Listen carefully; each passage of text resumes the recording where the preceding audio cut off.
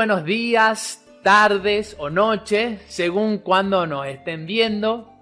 Estamos llegando al final de esta segunda temporada de este ciclo Conversando y cerramos con una invitada y una compañera, una profesora, alguien a quien leemos en nuestra formación,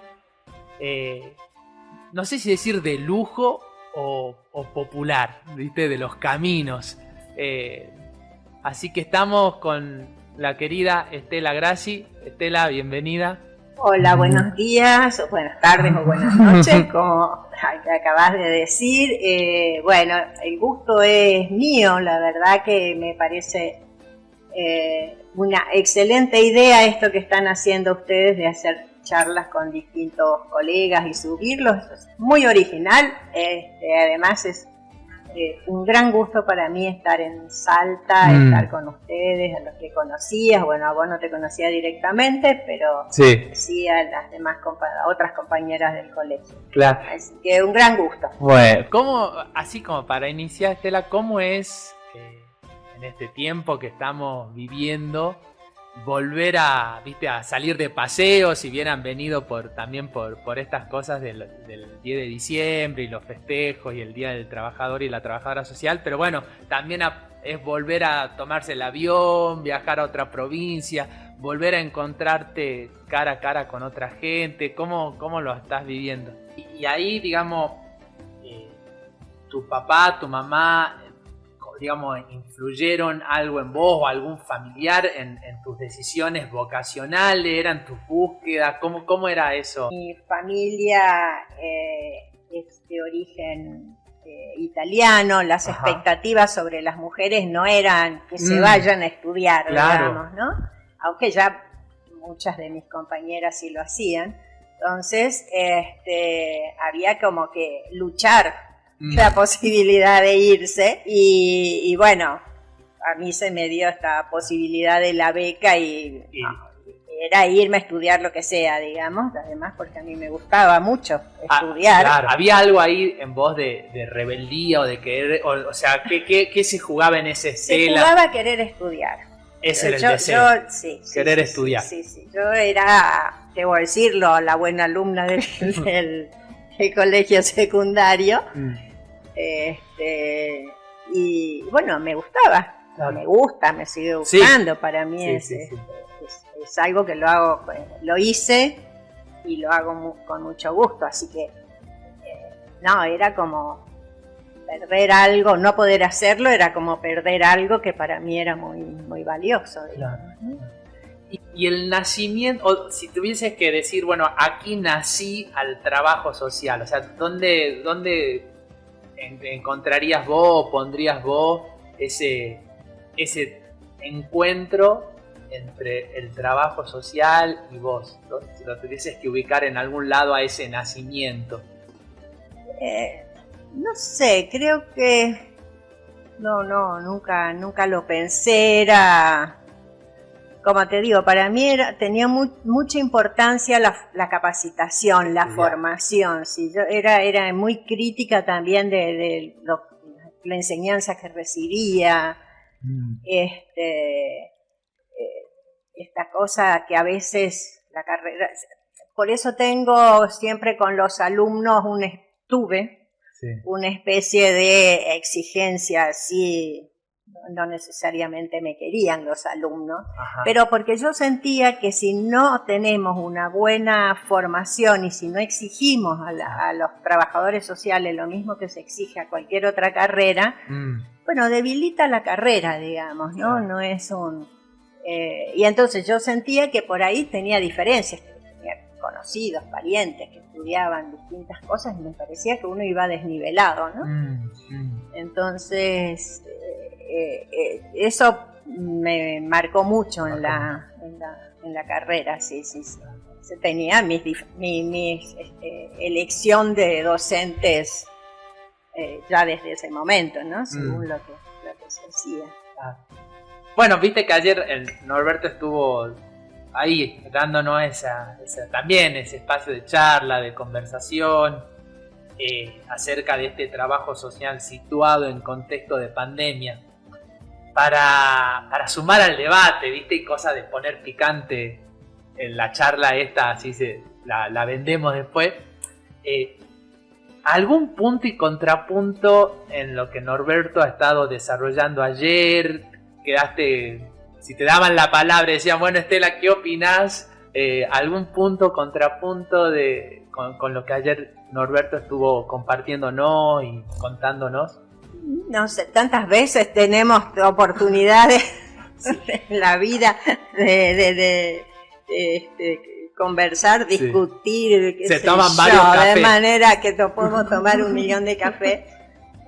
Así que no te podría decir nada. En tal caso me pareció interesante tu pregunta acerca de las palabras y del valor de las palabras.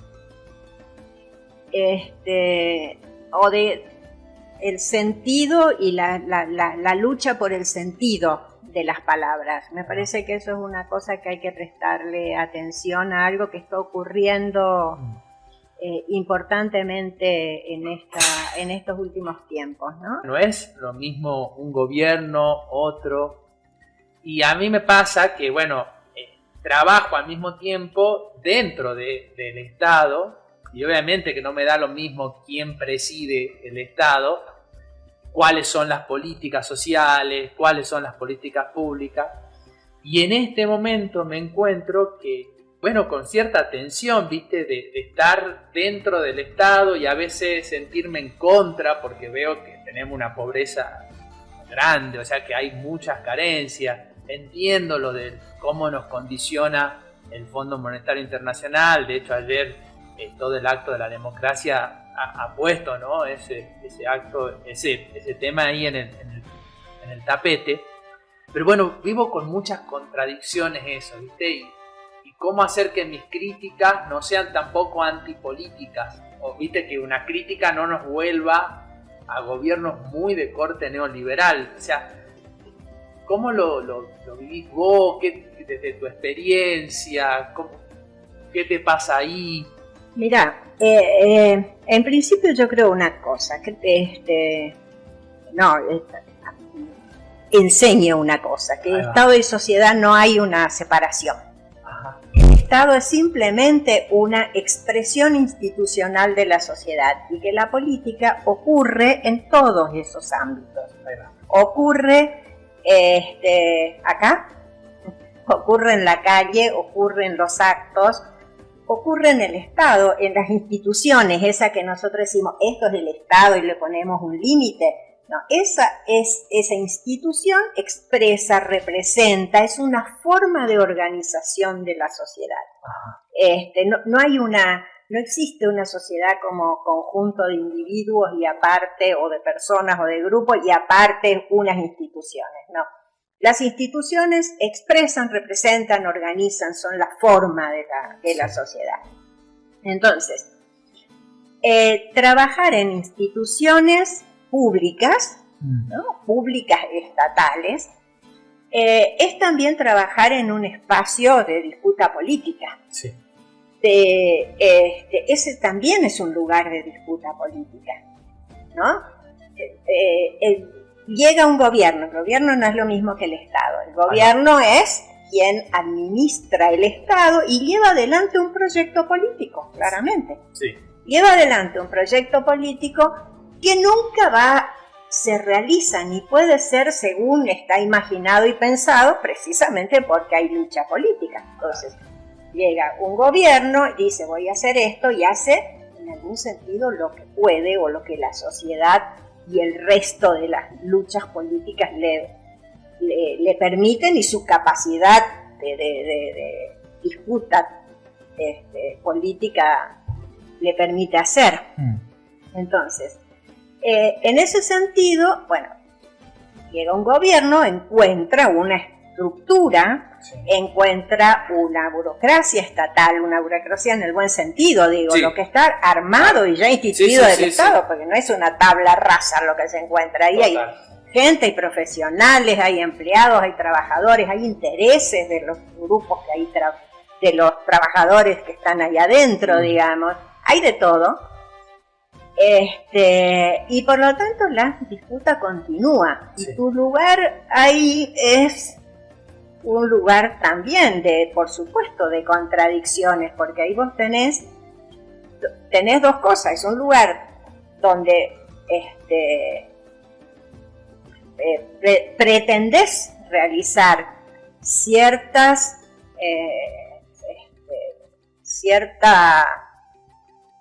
proyecto profesional, Sí. ¿sí? Sí.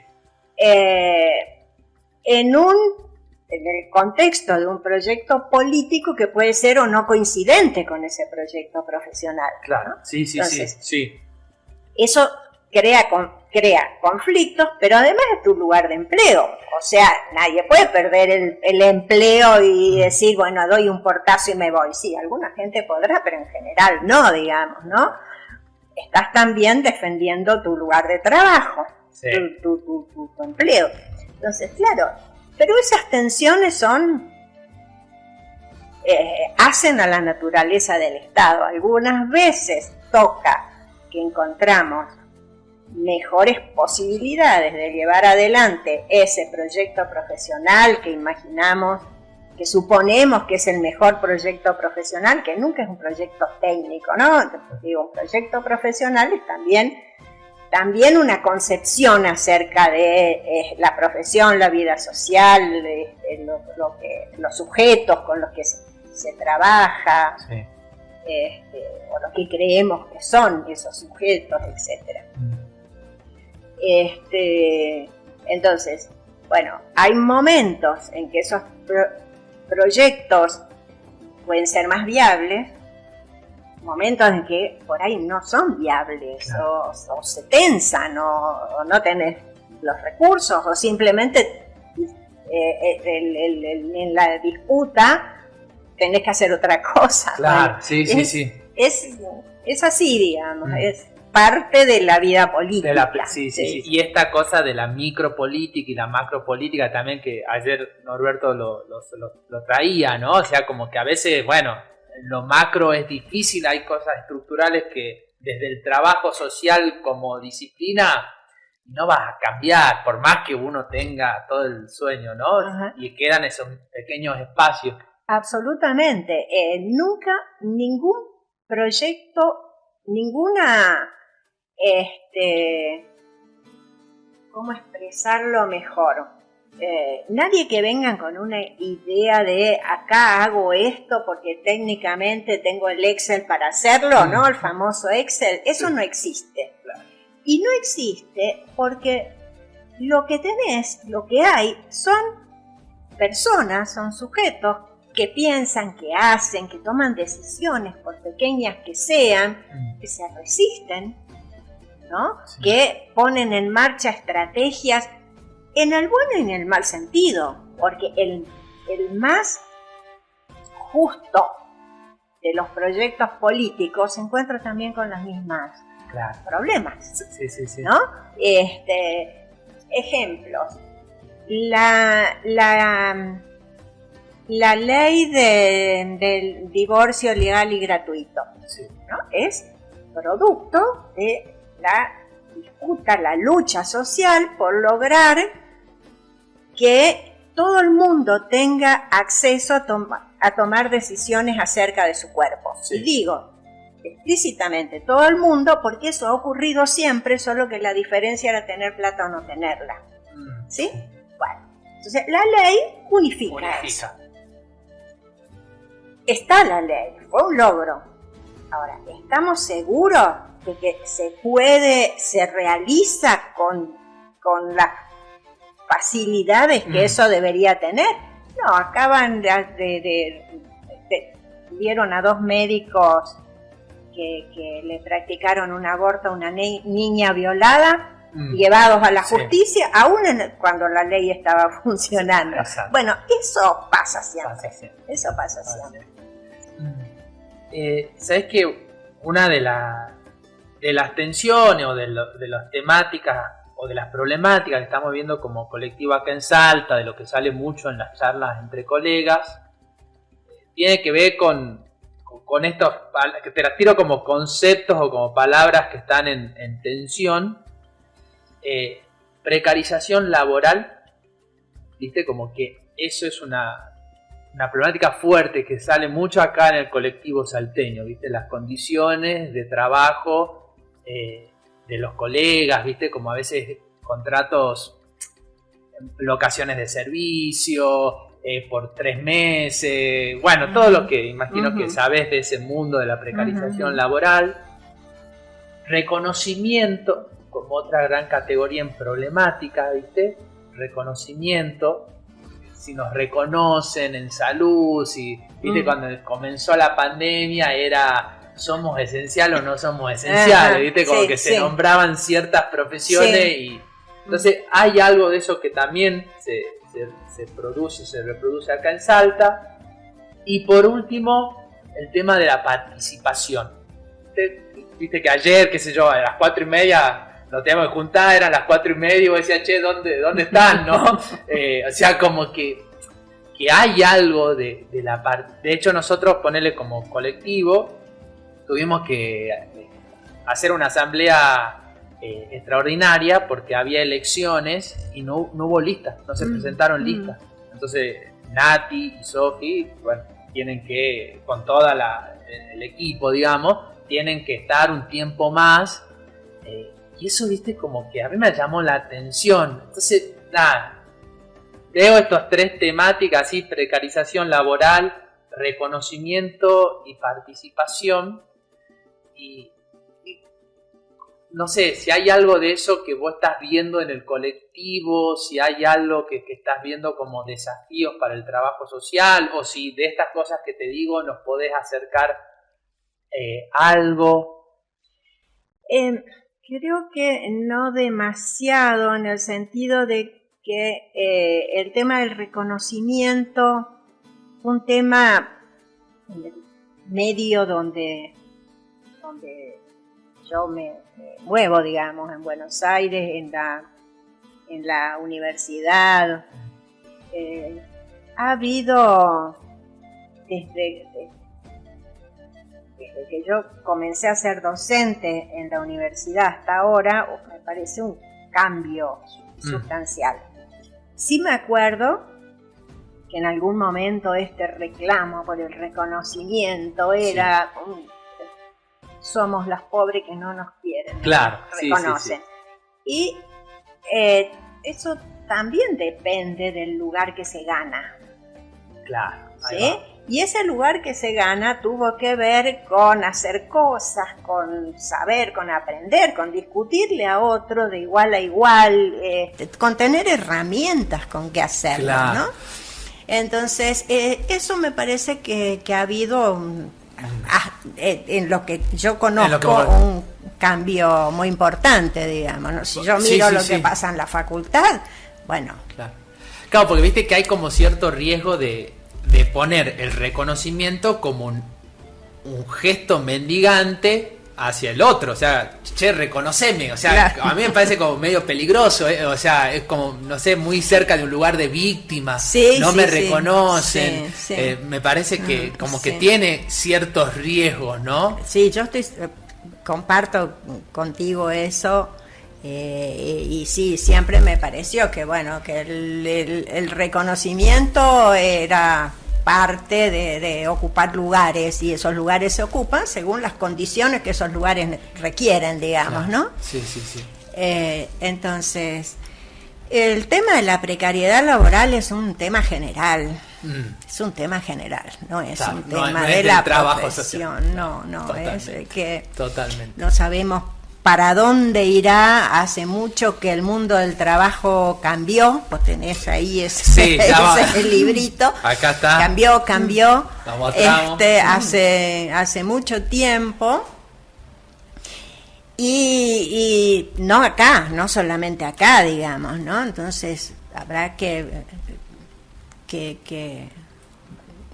veremos cómo se procesan estas transformaciones a nivel general, porque la precariedad se transforma no solo en una cuestión que tiene que ver con el trabajo, sino con la vida. Con la vida, exacto. Con la vida, entonces las vidas se hacen precarias. Sí, y hay como, viste, como a veces cierta ansiedad de tener la respuesta, y como vos decías, estamos procesando cosas, ¿viste? Como no terminamos la pandemia, está la Omicron dando vuelta y uno ya quiere saber qué nos dejó el COVID. Sí. ¿Viste? Como que me parece que... peor, han habido filósofos famosísimos que tenían ya la palabra justa: salimos del COVID y vamos a salir mejores y claro, bien el mundo más humano. Y ocurrió todo lo contrario. ¿no? Los 5 gestos de Kill Bill que van a matar al capitalismo. Sí, no, claro. Entonces... Sí. Has nombrado tus libros, Estela, y me gustaría, no lo he leído todavía, confieso, y tengo muchas ganas de leerlo. Me encanta, bueno, recién lo has dicho, el mundo del trabajo y los caminos de la vida. Y que ayer, así como escuchaba, que es el último. Sí, ese es más reciente. Claro, más reciente. Los dos son de los equipos de investigación, ¿no? Ajá.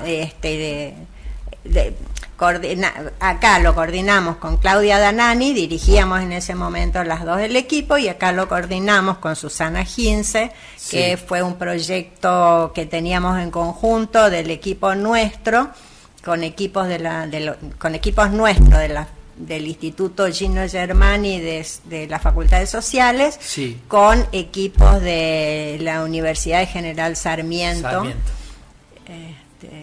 Y coordinamos escribimos y coordinamos los dos casos, ¿no?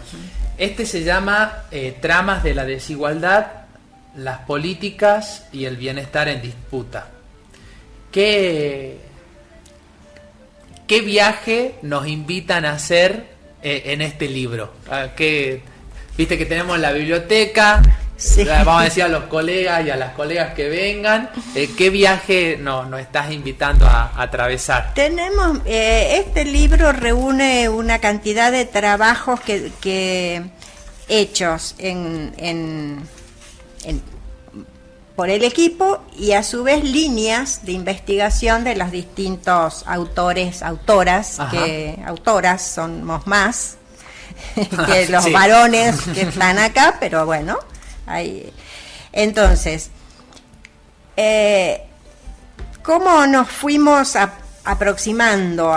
Sí, voy a tratar de recordar, se me hace que pasó tanto tiempo que escribimos esto. Sí. Y no pasó tanto. Y no pasó tanto, claro. Nuestra preocupación tenía que ver con la legitimidad que pueden adquirir o necesitar las distintas políticas sociales. ¿Legitimidad en qué sentido? Sí. En ser reconocidas socialmente, sí, como valiosas para todos, claro, digamos, ¿no? Entonces, esa era nuestra preocupación general, en la medida en que íbamos observando.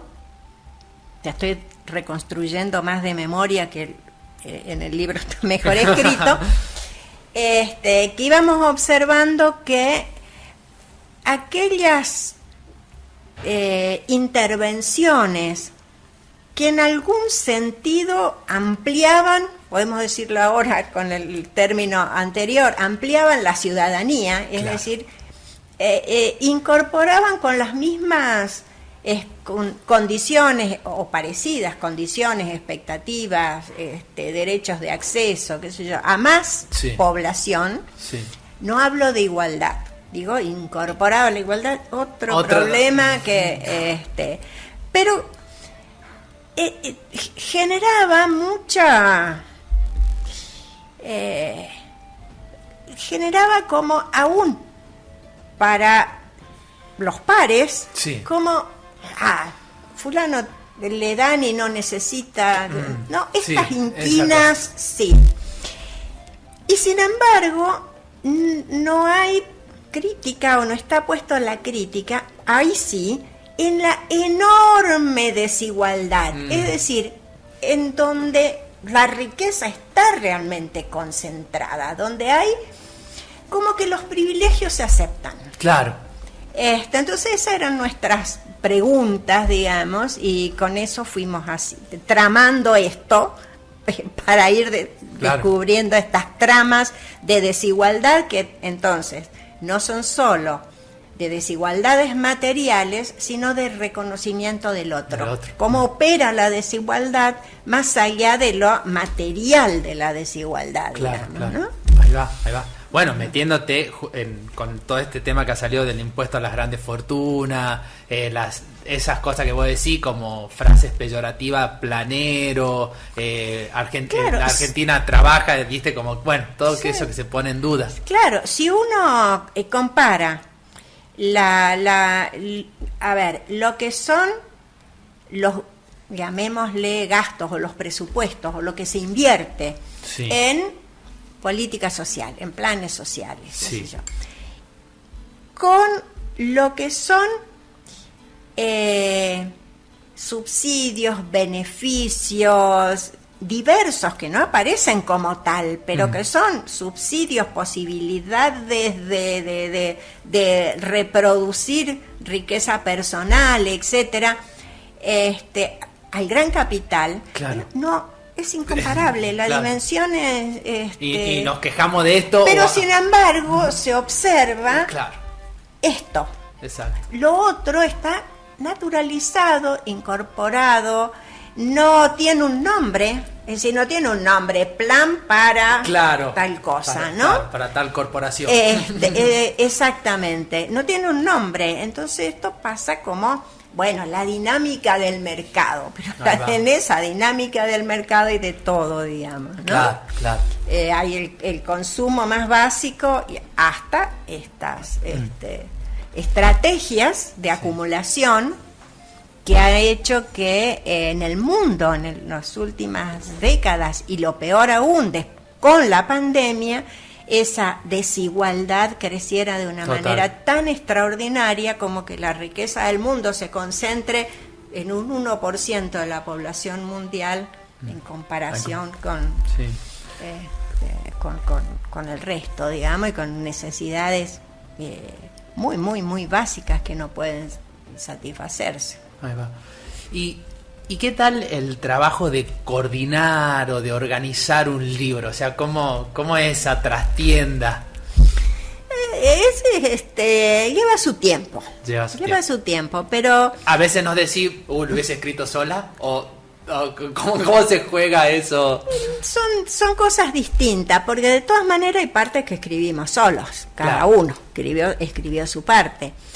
Después está la parte más administrativa, entregame en tal fecha, devolveme en la otra, qué sé yo. Pero en general estos son equipos muy consolidados, entonces eso no pasa.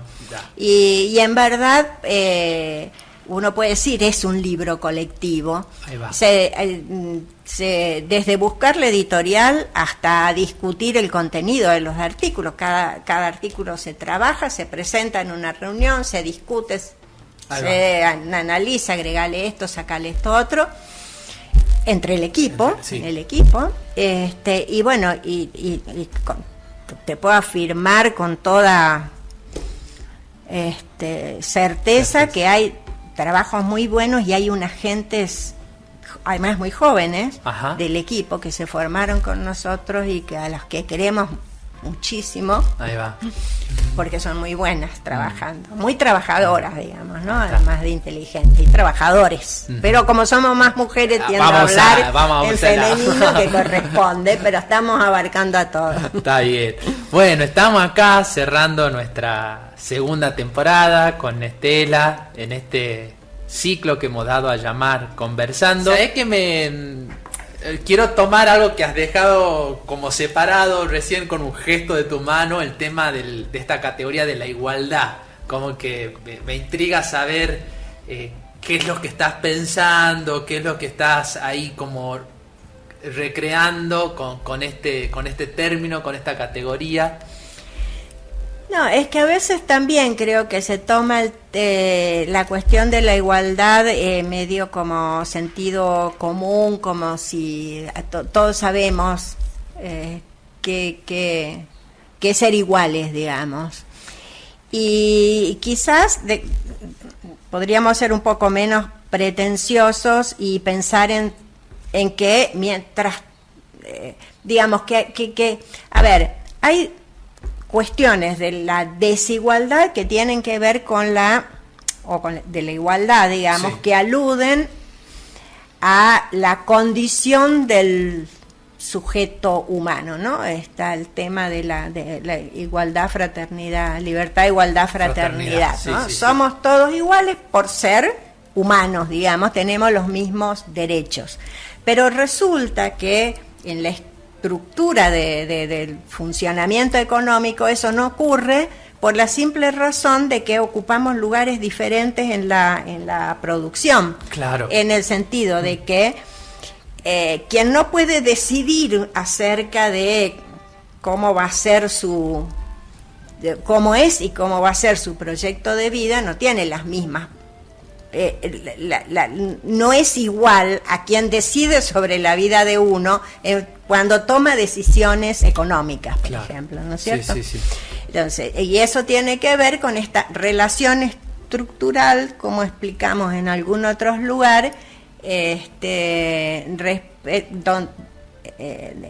la producción, cuando esa igualdad se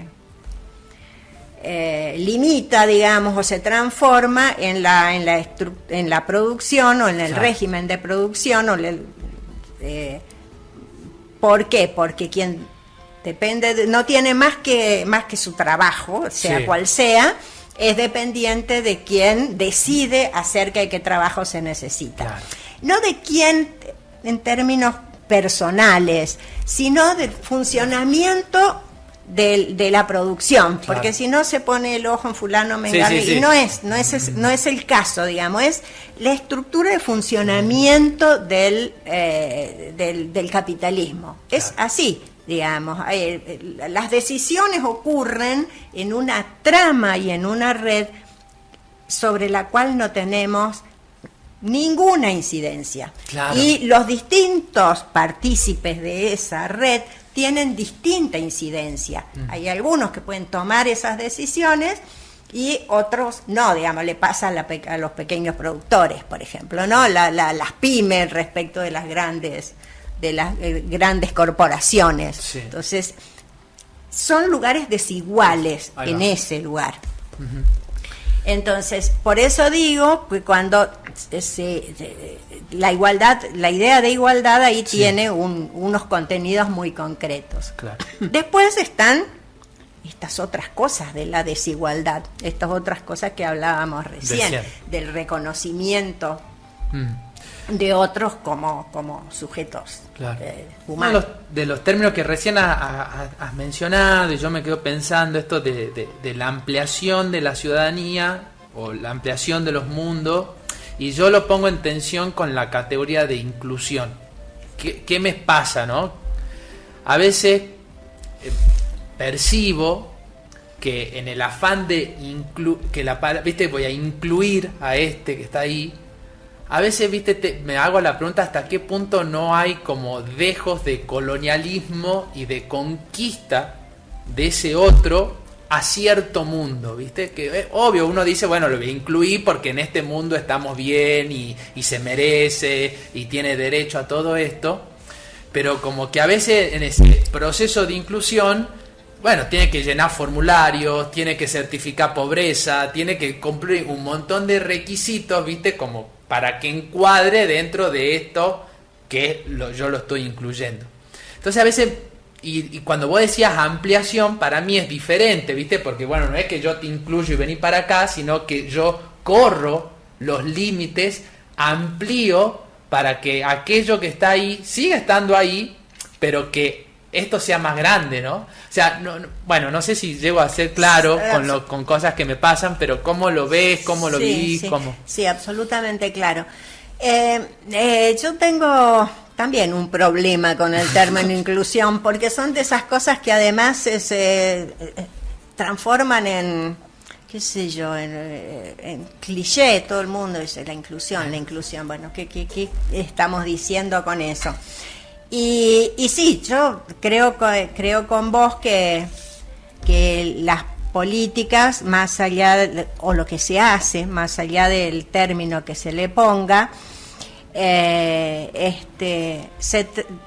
lo que hacen es ampliar o restringir o en algún sentido señalizar a aquel sector al que es desigual y bueno, y lo metemos.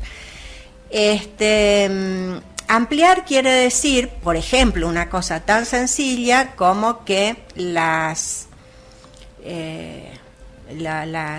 acceso a la salud, digamos, poder curarse, todo el mundo tendría que poder curarse. Entonces, todo el mundo tendría que poder curarse, quiere decir que tiene que haber buenos hospitales accesibles en todos los lugares, nada más que eso. Entonces eso no se llama inclusión, claro, se llama hacer lo que hay que hacer, que todo el mundo acceda a la salud. Siempre se impone o supone algún tipo de organización, o sea, no es que hay uno no puede pensarlo en términos inocentes de decir, no, esto no, porque entonces lo queremos hacer como nosotros. A veces querer hacerlo como nosotros a veces no, siempre es un proyecto de sociedad. Por eso iba lo de la educación pública. La educación pública en sus orígenes ni era un derecho ni era una demanda, ni muchísimo menos, al contrario. La educación pública desde finales del siglo XIX, principios del XX, cuando se instaura como obligatoria, gratuita, común, etcétera, fue una imposición, y una imposición desde el Estado, desde un determinado Estado que dijo que todos los niños tenían que ir a la escuela. Claro. ¿Por qué? Porque lo primero que se necesitaba era formar argentinitos. Eso yo siempre digo, los argentinitos como es la maestra de Rosarito Vera, millones de argentinitos. Esos millones de argentinitos fueron una creación del Estado y de un proyecto de Estado y de nación, claro, que necesitaba generar una conciencia de pertenencia, de ser argentino. Exacto. Desde el último niñito de la puna hasta los hijos de los inmigrantes europeos, que eran el doble de población que la nativa. Ahí va. Luego, eso, digamos, es ese país, es esa sociedad la que se construye, y es esa educación la que vamos a valorar y la que vamos a demandar y la que queremos. Sí. Entonces, nadie hablaba de inclusión, sino de crear una sociedad. Exacto. Crear esa sociedad hizo que obligó a los padres de todas las clases sociales, por otra parte, a mandar a los nenes a la escuela. Iba la gendarmería, mis abuelos yugoslavos, del lado de mi mamá se acordaba que sus hermanos mayores iban a la gendarmería a preguntarle a mi abuelo si iban a la escuela. Claro, mirá vos. Haces eso ahora y tenés una denuncia por todo el mundo, pero se estaba produciendo una sociedad. Claro, bueno, la sociedad que se produce puede ser más amplia, menos amplia, puede después ubicar a quién se le enseña para ir a trabajar y quiénes van a ser los dirigentes políticos, ¿no? Las escuelas secundarias o las escuelas técnicas, la universidad y los abogados, qué sé yo, claro, ¿no? Todo eso es parte de cómo se va construyendo esa sociedad, pero toda política hace sociedad. Exacto. Es un modo de hacer sociedad, ¿sí? Entonces, ¿qué carácter tengan estas políticas? No es incluirlos. A ver, esa inclusión es una sociedad. Ahí va. Unas relaciones sociales que se hacen. ¿Sí? Bueno, Estela, seguiríamos conversando, daríamos otros capítulos más. Te agradezco un montón. ¿Te has sentido cómoda? Sí, totalmente, así que yo les agradezco a ustedes, fue muy entretenida la charla. Sí, la verdad. Dan ganas de aparte ya fue entretenida y a apasionar. Me hicieron pensar, me obligaron a pensar así en frío. Bueno, no sé si hay algo con lo que quieras terminar, si querés contar algo más que te quedó en el tintero y lo quisieras dejar. Así no, como... no, más bien les agradezco, los felicito, me parece la verdad una muy buena idea esto que están haciendo, distinta, absolutamente distinta, sí. Han estado muy creativos, me parece bárbaro, los felicito. Bueno. Y bueno, cuando esté lo voy a ver. Sí, ya te vamos a avisar cuando lo subamos, lo estrenemos, así que bueno, ahora te vas a conocer Salta porque me decías que no... Sí, ahora vamos... Sí, yo estuve, pero ya no me acuerdo. Además, la ciudad está hermosa. Claro. Así que queremos caminar un rato bien. Así, libremente. Sin hablar de trabajo social, nada. ser unos si Norberto habla, lo voy a hacer callar. No quiero que me hable de nada serio. A cholulear un poco. Exactamente. Bueno, muchísimas gracias. Muchísimas gracias, no, gracias Tela. A ustedes. Bueno, y muchas gracias a Ona, Miguelito y toda la comisión directiva del colegio.